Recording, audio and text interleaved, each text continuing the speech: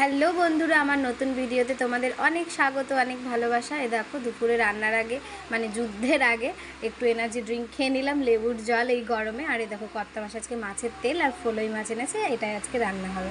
তো সব কেটে বেটে নিয়েছি। আর এই দেখো এখানে মাছের তেলটা আলু ভাজার মতন কেটে নিয়েছি। এখানে নুন, হলুদ আর একটু পেঁয়াজ কুচোনো আর ফেলে রাখা কাঁচা লঙ্কা দিয়ে ভালো করে মাখিয়ে নেব। আর এই দেখো আমার কর্তা মশাই হাওয়া করছে গরম বলে। তারপরে আর এই দেখো আজকে দুটো ওভেনে রান্না হবে। দেখো মাছ ভাজাগুলো দিয়ে দিয়েছি, কারণ আজকে রান্না করতে দেরি হয়ে গেছে। দেখো মাছের তেলগুলো কড়াই গরম হওয়ার পর একটু তেল দিয়ে দিয়েছি, এবার ধিমে আঁচে হচ্ছে। আর এটা মাছের জন্য মশলা রেডি করছি, হলুদ আর জিরে গুঁড়ো জলের মধ্যে। আর এই দেখো মাছগুলো ভেজে তুলে নিচ্ছি। আর এদিকে ঢেকে রেখেছিলাম ধিমে আঁচে মাছের তেলগুলো, দেখি কতদূর কী হলো। এই মাছের তেলে কিন্তু একটু তেল না দিলেও হয়, ধিমে আঁচে রান্না করলে মাছের তেল থেকে অনেক তেল বেরোয়, তাও একটু দিয়েছি। তো চলো সাদা জিরে ফোড়ন আর ফেলে রাখা কাঁচা লঙ্কা ফোড়নে দিয়ে দিলাম। এবারে মাছের আলুগুলো কিন্তু এবার দিয়ে দিচ্ছি দেখো ভালো করে। আমি কিন্তু মাছের মধ্যেই আলুগুলো এরকম করে কেটে নুন হলুদ একসাথে, মাছ আলু সব নুন হলুদ একসাথেই মেখে নিয়েছি।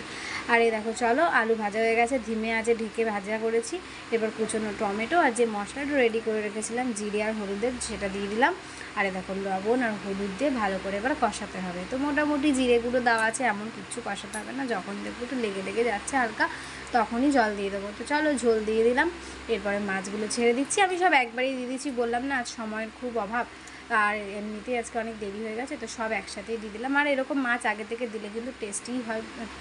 আর এই দেখো এখান থেকে মাছের তেল কিন্তু একদম পুরোপুরি রেডি। এই দেখো দেখেই মনে হচ্ছে এটা হলে তো আর কিছুই চাই না।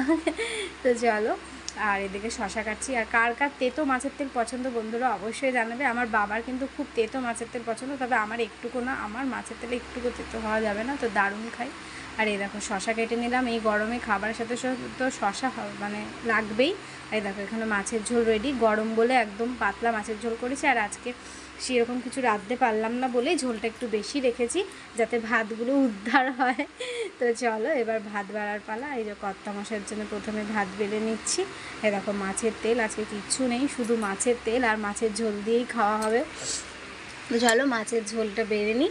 আর অবশ্যই তোমরা কমেন্ট করে জানাবে তোমরা এই গরমে এরকম পাতলা ঝোল কে খাচ্ছ, আর যুদ্ধে যাওয়ার আগে কারা এরকম আমার মতন লেবুর জল করে বা চিনি নুনের জল করে খাও। আর শশা কাদের এই গরমে অবশ্যই অবশ্যই লাগে। তো চলো খাওয়া যাক। আজকের মতন ভিডিওটা এখানেই শেষ করছি, সবাইকে টাটা।